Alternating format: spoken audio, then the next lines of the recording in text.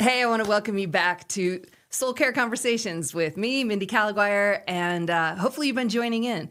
Some of the conversations we've had with leaders really focusing on this very important intersection between their leadership and life and contribution and mission and their inner life, their soul, their formation, their spiritual formation. And so those two things can sometimes get pulled apart.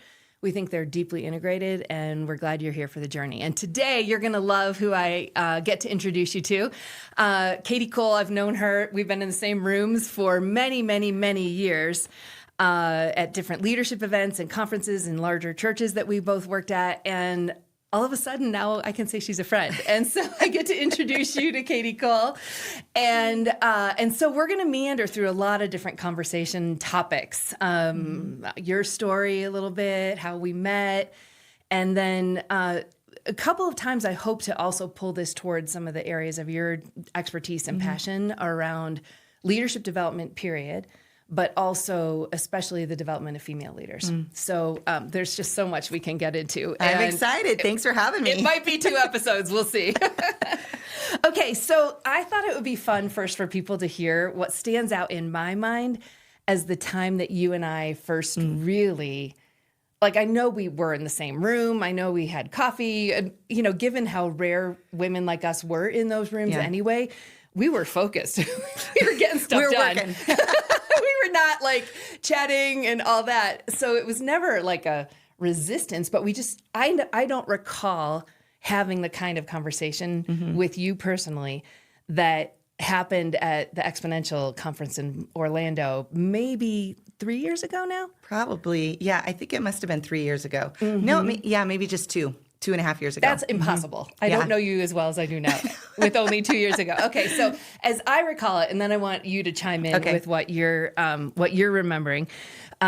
There was an evening that was the kind of the main kind of gathering of all the church planters, which were mostly men, some women there, but mostly men. And we found ourselves at a back table having dinner with Renee from your team, your business manager, and then Julie and Tammy, and I'm trying to remember who else was there. There were several of us. Yeah, and there were a few women that I think came in and out. Melanie was there. Yeah, but we were sort of in the back corner, and there was this little group of women that kind of just were having the best conversation. It was incredible, and we all Julie was there. Correct. So what was super interesting to me, like I was enjoying it, but the moment that I was like, whoa, this is significant, was when I think it was Tammy, who had been at Community Christian, she still is, leads the teaching team there, leads all these massive leadership responsibilities. So she's at Community Christian. You'd been at Christ Fellowship. I'd been in and around at Willow in some of these areas. Julie was at Saddleback at the time. Like all these like large systems. Very influential churches too, well-known, reaching lots of people and having sort of global footprints. Exactly. Yeah. So that's not every church, right? So they were all multi-site, all dealing with the complexity. So Tammy turned, if I'm not mistaken, it was like Julie turned to Tammy or vice versa and said, so how do you guys handle the communications when the message is delivered or created centrally and then every campus has to whatever? And so the other one turned and just started answering the question. And everyone at the table was leaned in because we all knew sort of the range of responses. We all knew kind of what were the issues. And all of a sudden, I was like, hold it, ladies. You were like, hard stop here for a moment. We can continue answering this question, but could I just venture a guess that maybe for the first time in church history, a table of senior executive women are having a conversation about church strategy and execution of whatever, that we all know the range of answers. We all understand the question being asked. We've been in those seats. We've, or at least in my case, I was probably the most removed, but my work at the Willow Creek Association and everything else, I was very familiar with this world. And we just kind of had a moment of, isn't that kind of cool? And that we found each other that night. And then we thought, kind of like, where did it go from there? Well, and I think part of what was so powerful, I think your perspective, I should just set this tone that Mindy's like the OG female leader in my world. And so I've been watching her and reading her books and seeing her at conferences. And we had been in some meetings together, but I was so intimidated by her. And I just want to acknowledge for all the people out there who are like wondering how this works, and particularly for women when there aren't a lot of women in those spaces and at those tables, I think one of the things we're always a little cautious about is spending too much time together or, having this little like girlfriend moment. They're like, oh, the girls are over there. So we really didn't connect or talk. And I remember it was probably maybe the fourth or fifth meeting. I remember we were in Dallas. It was a leadership network board gathering thing. We were I remember that. Yeah. And I walked up to you and I'm like, this was my big like courageous moment. And I was like, I don't know if you remember me, but I'm Kadi Cole. And you're like, of course I remember you. We've been in like 5 meetings together. I'm like, I didn't even know she knew my name or who I was. So, but I think that's part of what was unique about that moment is that there were enough women leading at high levels on their own, from their own education and experience and leadership. They weren't there because of who they were married to or whose kid they were, or, they were there in their own legitimate leadership. And we had all found each other. And there was 8 or 10 of us kind of in and out through the night. And the powerful moment that you thought was, here we are, someone's got a real leadership question with a real leadership answer, and we all could answer it, and we all are leaning in because we all want to learn something also. And your perspective of being able to put a pause on that and have us acknowledge the uniqueness of that. Because I think we were all still kind of just getting the job done. And we're like, don't look too, whatever. And so it did cause us all to sort of pause and be like, this probably is a moment that we should all connect with. And then out of that, especially a few of us that were sort of there for the duration of the evening. And I think I took you home in like my mom car that night back to the hotel. It was like, we just crossed a bridge into that networking world that most women never really break into. And even if you're in it with the guys, it's really a network of men at the highest levels leadership. We just had our own experience of that and what that feels like. And it was so energizing. We're still kind of living off of it even now. That is such a great point. Like we got to have a version of what we know exists, and sometimes we feel we can't really get into for a variety of reasons. Love that. Okay, so that was fun. It was a very fun moment. And I think for me, and then in the years since, which is not many, the relational, at Soul Care, we talk a lot about the need for spiritual friendship, for community, for a connection. What's our one thing? You need a page, a person, and a plan. And the higher up you are in leadership, the harder and harder it is to find those safe places. And that is not because you're necessarily unwilling. Sometimes it's because of how people relate to you. It just is complex. There's many dynamics that go into it. Correct. And then because there's so many fewer women, it becomes even more difficult because there's not many that we can be with and be like, oh, I get it. I know what that's like. Right. And so anyway, out of that has come some really precious friendship. And your friendship to me has been just such a gift. And it's been so fun to watch your journey in the last few years over that period of time. Yes. So. Well, and I think, just to share with everyone, because I think it's something we can all repeat for ourselves. You reached out to me and you're like, what if we got a few of us together that are doing the same kind of work? Because you and I both have national, even international ministries. We've got a footprint that connects with a lot of churches and leaders. We're often the only woman in the room. We work with a lot of male leaders. And there were a couple other women around that table Very that similar. Evening that had similar, not based out of one local church, but really kind of connected. But it's easier for us not to have a lot of women that we work with regularly. And so what would it look like if we just got together? You called it 30 hours of friendship. And so we literally all flew to Denver for 30 hours. And I think looking back now, 2.5 years later, especially that first meeting, and it was very simple. We just hung out in our jammies on your back porch with our coffee. We toured around a little bit, went for some hikes, but we all took turns kind of sharing our story and what are the things that are going on, what's sort of driving us. And it was really powerful how all of us had really quite a story. It was a reminder that we all have quite a story. And we were all in the midst of I don't think we knew the crossroads we were at. We all were sensing and trying to find some ways, but over the course of the next year, almost all of our lives took major turns. Just got chills remembering and we've talked, that. Yes. and now we have like a text chain. It's not even like we're girlfriends on the phone every week or anything. We have a 30-hour friendship group text, and we keep each other posted. But the dramatic events in each of our lives, and the power of the support of each other, who just really get it from the moment you need something or a prayer request or what's happening. And all of us probably connect with each other in one-on-one ways also. And then we had our second time this year. A year later, we got together again, and it was really just remarkable to see how God brought that together. And it was a powerful message to me, because I think as someone who led an executive leadership at a big church with really the only woman on the team for a lot of years, and I was overseeing this, men whose spouses I would have naturally been friends with. But that dynamic just didn't work, and I needed to reach out to other people from other churches. I'd never had to find friends outside of my own church before, and I felt like a betrayal, or it wasn't really what I wanted, because I couldn't see them as often, and so I had to redefine that. It was such a powerful moment to realize, as you're called into higher levels of leadership, God does provide sort of all levels of friendship, but we have to be open to finding them in unique places and in unique ways, but to not underestimate the power of Christ's body for each other. Yeah, and not to give up when the normal way of being friends isn't available to you. It's like, well, then we create 30 hours of connection, and then text connections and events that we're near each other for. And so, that has been a huge, huge blessing. I want to just also, you're bringing up a really good point. Sometimes people are like, but there's no one in my life, or how would I go from we know each other to that kind of spiritual friendship?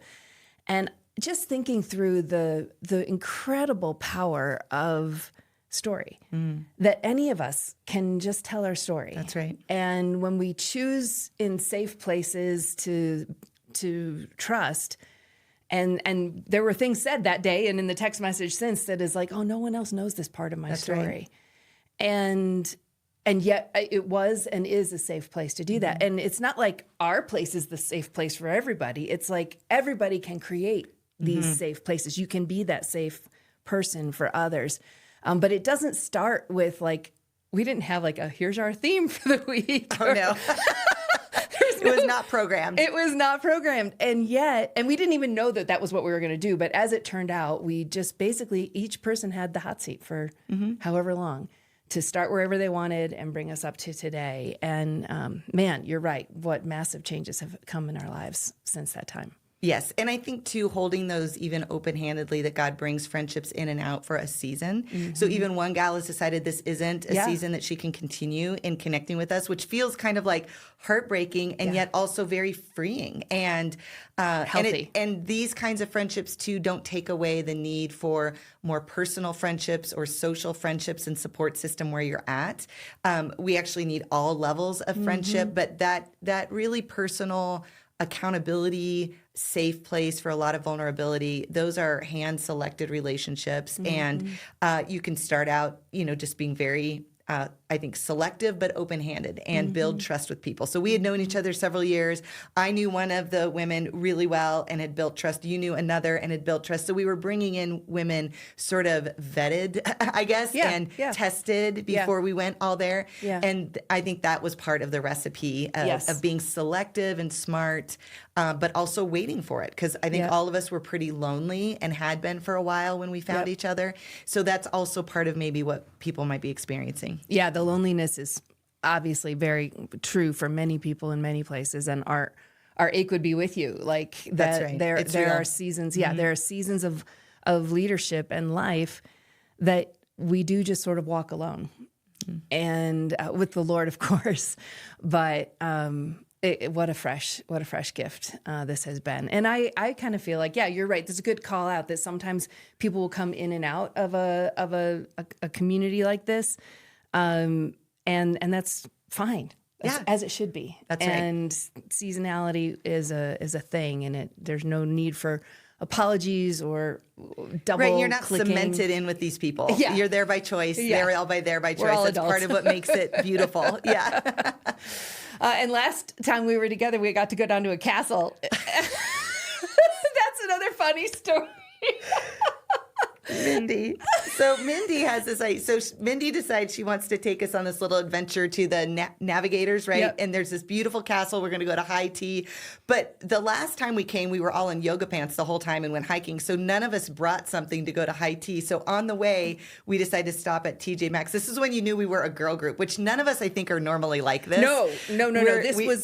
Yeah, we were like, let's do what girls would normally do. So we go to TJ Maxx. We had a $20 budget, I think, and we each bought a dress and changed into it with our hiking boots and went to high tea. And so it was those kind of hilarious moments. It was very funny. Yeah. We were adventurous. If I remember, I made the reservation. We weren't sure we were going to get in, and we started driving. It's a 90-minute drive. So whatever clothes we had back with us, we only had hiking stuff on. And so we started driving down. And the castle is beautiful. If you haven't been, it's incredible. It really is. It really is. And we get the notification on the way down there that we have been accepted for an appointment. and then it was like, well, what's the dress code? And they said, for those of you wondering what the dress code should be, you should know that you should wear whatever you think is appropriate to wear to high tea at a castle. Shoot, they put it on you. You got to figure it out. So anyway, that was the moment we were like, all right, nobody can spend more than $20. We are in and out in less than 15 or 20 minutes. Yeah, it was a quick turnaround. It was hilarious. But we all got great outfits. So we still text each other pictures whenever we wear those outfits. I haven't worn mine since. I need to get on with that. Okay, so anyway, yeah, it's been a huge gift, a huge blessing. Maybe we could pause right there and kind of talk about some of your perspective of women as they advance in leadership. You've just started a podcast that is amazing, and one just came out again today, this morning I saw. And I mean, your voice, your expertise to help women kind of demystify the lay of the land. Like, oh, this is what's going on. And this is why, like one of the most recent ones you talked about was the missing rung.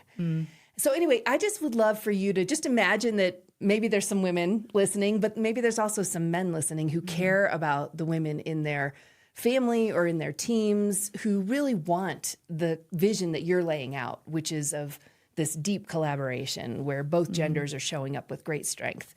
Maybe what would be, how do I want to frame this question here? What are some of the development, formational situations that women can find themselves in? Maybe we'll start with the negative side. I was thinking about this as I came here this morning. Like, what would you say about how some of our systems can form women, not intentionally, but in ways that makes it hard for them to contribute the way they most possibly could? How does the malformation happen? Yes, great question. And I think, so my story is I sort of back-ended into ministry. I grew up not even knowing you could work in ministry. No one at my church got paid. And so I loved the Lord. I wanted to serve him and ended up going to nursing school because I thought I would be a foreign medical missionary. I thought I was just going to deliver babies my whole life and, on dirt floors and make my own skirts and things like that. And I ended up moving to South Florida for my first job, and my church there was growing really rapidly. And I worked at a university and was dean of students for several years, got a master's degree in training and development. And my church asked me to come on staff and kind of help organize when we hit about 3,000. And I was, like I said, I was kind of the only woman in leadership. I got a kind of a special, what I call a girl title. It was like special assistant to the executive team. No one knew what that was. But I was leading lots of things. I was architecting the staff. I was developing leadership pipelines, reorganizing things. I helped launch our campuses. So I was leading at high levels, but I was just sort of trying to get the job done. And that's what happens with most women. When you're in male-populated environments, we kind of just want to get the job done. And the last thing I wanted to do was be some advocate for female leaders, because in my world, that was the fastest way to kill your trust. It felt like you had an agenda now. I just wanted to keep my head down and do a great job. I just wanted to contribute. I didn't care about a title or a pay. I learned to care about those things later. But I just wanted to make a difference. Yeah. And that tends to be the profile for women who sort of break through the glass ceiling. In the church world, we call it the stained glass ceiling.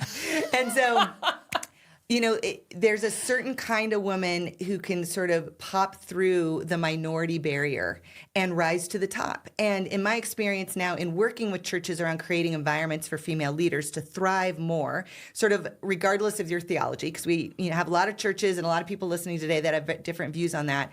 But in our research, we found that kind of across the board from complementarian all the way to egalitarian, we sort of aren't great at leveraging women's gifts for the kingdom, just in general, at any level. In children's ministry, in high-level leadership, we're just not that great at it. And a lot of that is inherited and things that we can question and make better. But for women who tend to rise through that, there are some really unique dynamics. They tend to have stronger personalities. They can withstand a lot of mistreatment and kind of come back strong anyway. We see this in the marketplace research also, that they can take on big projects or big high-risk leadership, turn things around, and do jobs that kind of higher capacity than most leaders. But the challenge, especially in church settings, is that we really have a mentality that women mentor women and men mentor men. And in the spiritual dynamics, that's very true. But in leadership, if only women mentor women, that means that one breakthrough woman is responsible for developing all the women in the church in their leadership, and there's no way to do that. So the demand feels high, the expectations feel high, and she's juggling probably more than most of the other leaders. She's got home responsibilities, she's navigating more tension and relational dynamics than the guys, she's probably less resourced than they are in their department and in personal pay. So her job is actually bigger and weightier. And so we have higher expectations of her. And so that leads to a lot of loneliness. That leads to a lot of burnout. It leads to a lot of overfunctioning and unhealthy rhythms that can kill her soul. Mm-hmm. And she's got family and kids or parents or both that she's taking care of. And so there's a lot of dynamics there that sort of lend itself to all the extreme pieces of leadership burnout for women.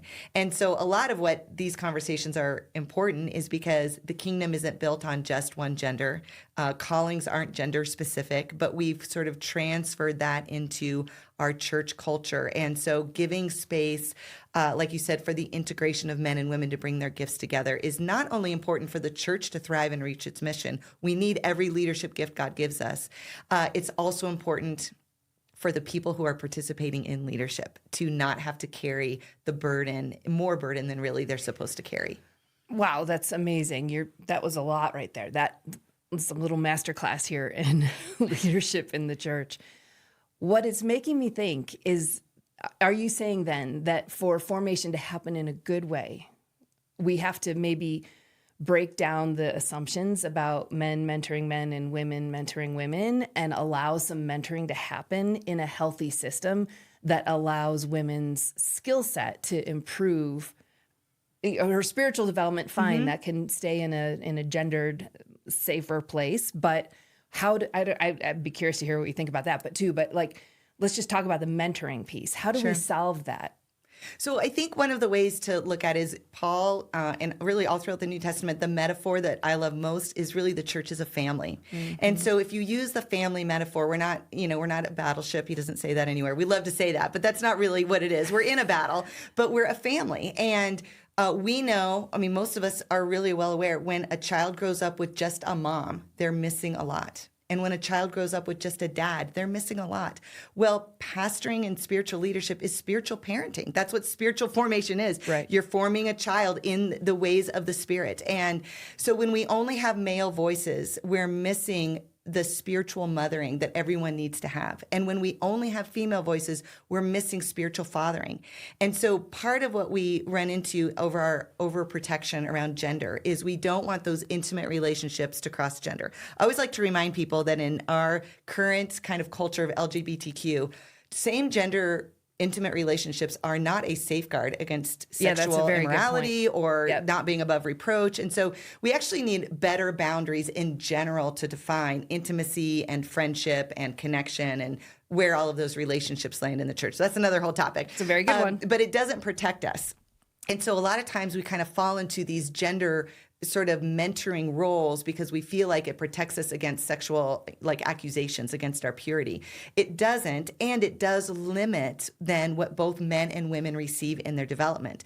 So part of the challenge is that if we don't allow men to speak into women's lives, and not just I'm not saying that it's like, here, this is how you be a better wife. I'm not talking about those topics, but like as a leader, men hold the leadership roles. They're the ones designed to mentor and develop leaders. And same for it, though, if we don't allow women to speak into the development of men, they grow up very one-sided also. So we really need both. You know who writes about this a lot is Janet Hagberg. I love quoting her book. Her book is really one book is really well known in spiritual formation settings, The Critical Journey. But she also wrote another book called Real Power, and it's about how personal power shows up in organizations. Fascinating. And in it, she lays out a framework for going from powerlessness, which all of us are there, and some of us, by virtue of many number of things, end up being slotted there indefinitely.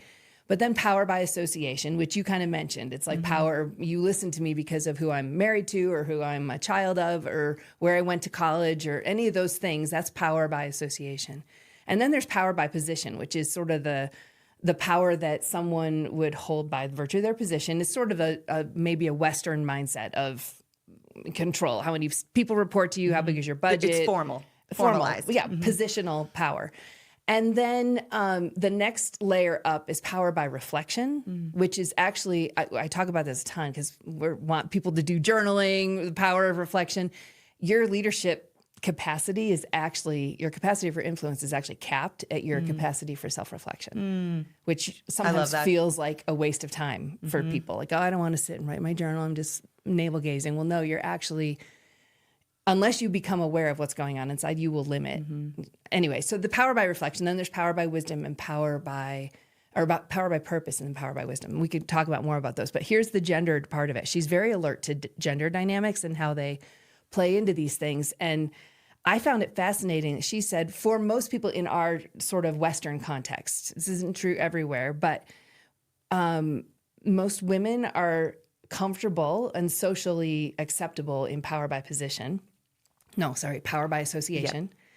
And that power by position is more unfamiliar to them. And so for women to learn how to hold power by position, I'm going to make the unpopular call. We're going to set the agenda, and this is the budget. And here, these people have really hard decisions that need to be made. They're not formed in those ways. They have to be mentored. She would argue mentoring by men helps women know how to hold power by position. But she turns it and says that for men, they often need to be mentored in power by reflection by women. So it's not true in every culture everywhere, but it's a really cool way of thinking about it. And then there's the wall, which is where the death to the ego. And she said everything beyond the encounter to the wall, gender plays no role anymore, which is so fascinating to me. All right, so enough on that. Now, as you think about the season of life that you're in right now, there's a lot more to your story that I think we could share, but I know you're heading into a season of some intentional rest. And I would love to have you share sort of what are you feeling about that? What's drawing you into that? How are you thinking about it? Why? Anything you want to say. What are you thinking? Well, what's really funny is I am a huge advocate of Sabbath and sabbatical and rhythms of rest, particularly in leadership. And because my career started not in church ministry, there's a lot of that also in my influence of that it's not just a spiritual thing or for spiritual leaders. It's really a human thing for all people. And so what's funny about that is I've been an advocate of that for a really long time. I coach a lot of leaders, and I'm always talking about that. I coach people through sabbaticals. And then I had 3 friends call me last summer. And I've been in a pretty intense season, as you're kind of referring to, a lot of loss and a lot of change and a lot of adapting. And I had 3 friends who I'm pretty sure are in cahoots with one another all call me within a week and challenge me to take a sabbatical. And as they were talking to me, I was like, I can't believe I didn't think of this for myself. I mean, if I had, and even just the idea of taking it and stepping outside myself and looking at my situation, I'm like, why have I not been planning this for the last 2 years? Like, I was aghast at myself at how ignorant I was for myself on something I teach and do all the time for other people. You're a big fan. I'm just trying to give people permission that you can't see this always for yourself. Yeah. And so I said, this was in the fall, like August, I think. And I'm shifting my business. I'm trying to recalibrate a lot of things in my life. I'm like, I think that's great. I think you're right. And by the third person, I was like, okay, clearly I'm supposed to do this. And I was like, I think I can take 6 weeks over the holidays. And the third person called me back a second time and said, yeah, that's not what we're talking about. We're not talking about 6 weeks squeezed in over the holidays with the first time you're doing all of these things I have going on in my family life. And she was like, I want to challenge you to really take 3 months. And I was like aghast. I thought I was really killing it at 6 weeks. And so I took the next couple weeks and really kind of like thought through it, prayed through it, talked with, people really close to me. And again, trying to look at myself as a coach and not myself, what would I say to myself if I were coaching myself? And I was like, this is a no-brainer. And so it took me about 6 weeks to clear my calendar and find this space I could do it. And it was still 9 months away before I could pull it off, which is why it's important to plan for these early. They're not easy to pull off. And for me, it is the same way with Sabbath. Every Sabbath, every week is still a temptation and a challenge for me. I've been practicing it for over 15 years, like literally religiously. And every Saturday morning I wake up, I am tempted to do something else. And it takes me about 3 hours to break through, and I finally get to enjoy it. And this is a step of faith, and I feel like out of obedience, nothing else. But I'm also looking forward to it, but I'm also overwhelmed at the thought of it. Yeah. And so, so that's what I planned. 3 months this summer. I love hearing you say that it takes you 3 hours to break into. Oh, it's so annoying. Well, we talk a lot at Soul Care about being a bridge between the candle lighters and the jet fuel drinkers. And that was like pure jet fuel right there. Trying to figure out how to light a candle. It's so true. I wish I could say that I've conquered it, but it is a temptation every single time. What keeps you in it? Why in Sabbath? Yeah. Oh, it's always so worth it.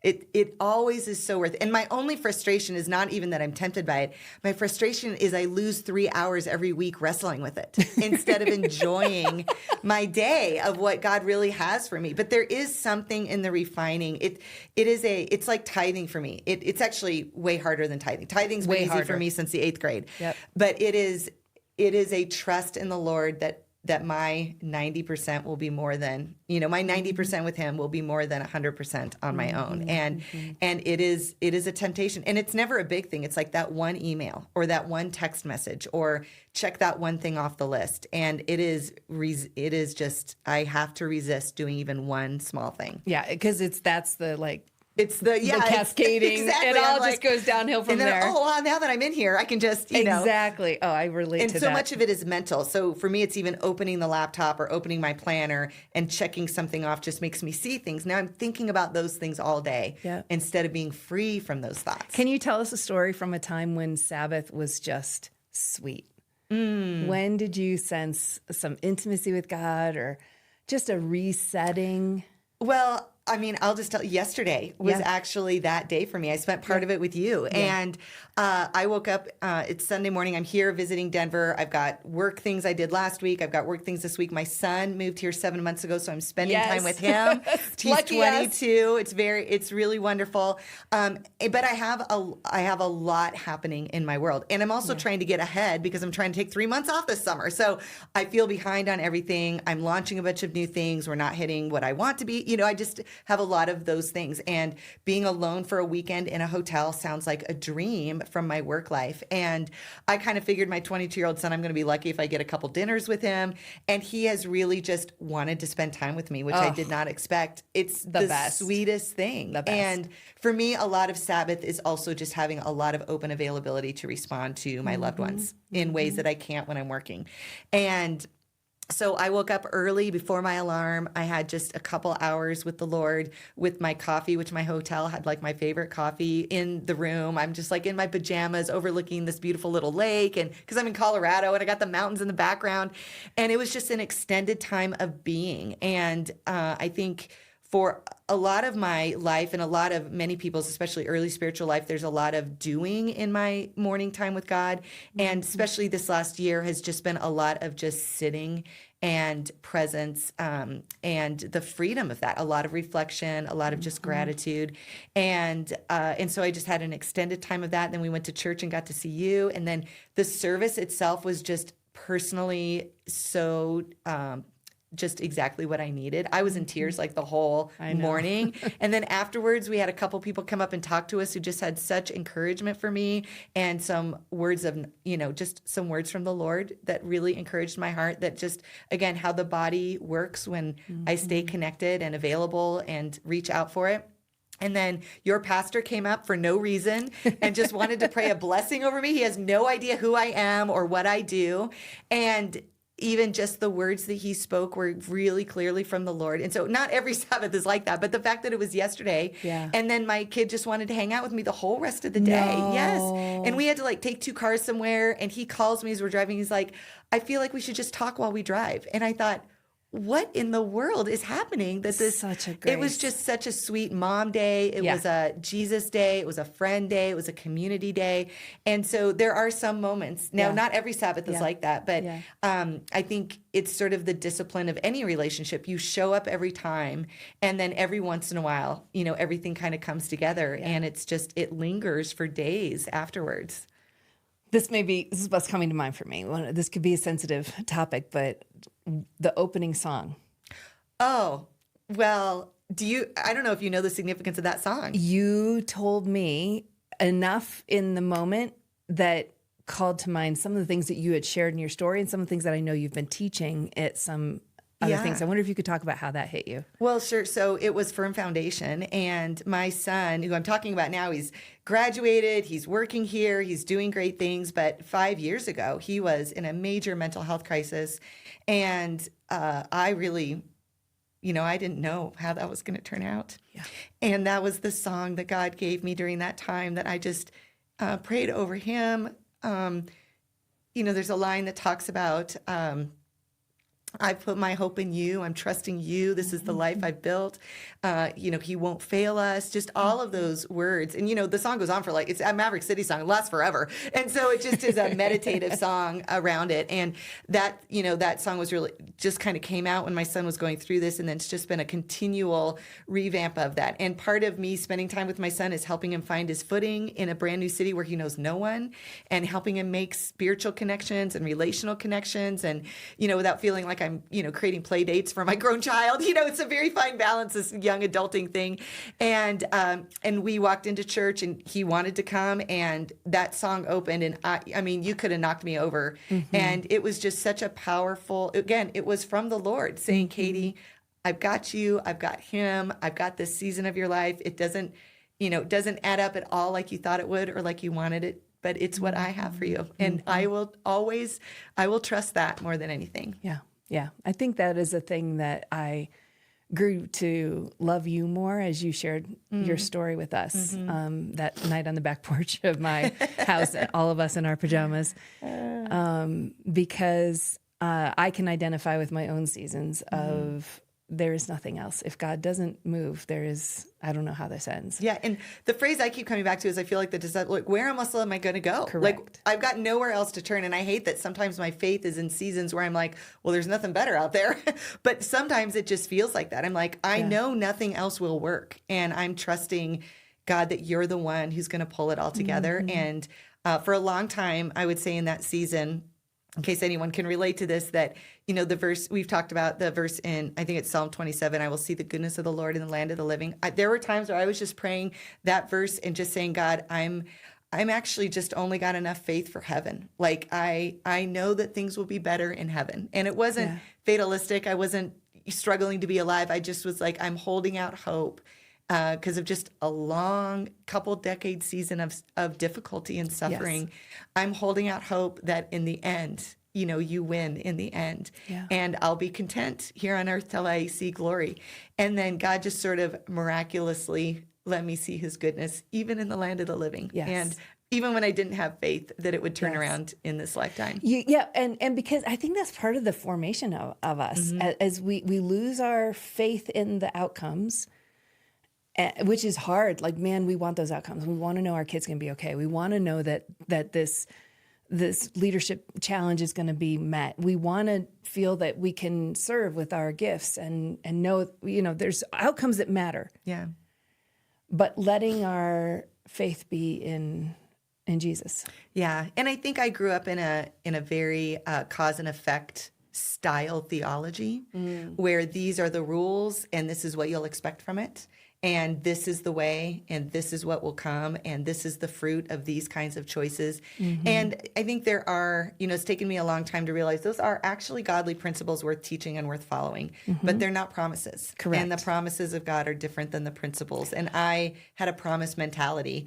And so when those didn't turn out, I was left questioning. And one book that was really helpful to me in the middle of that process is R.T. Kendall, Fully Forgiving God, or Forgiving God Totally, something like that. Totally Forgiving God, I think.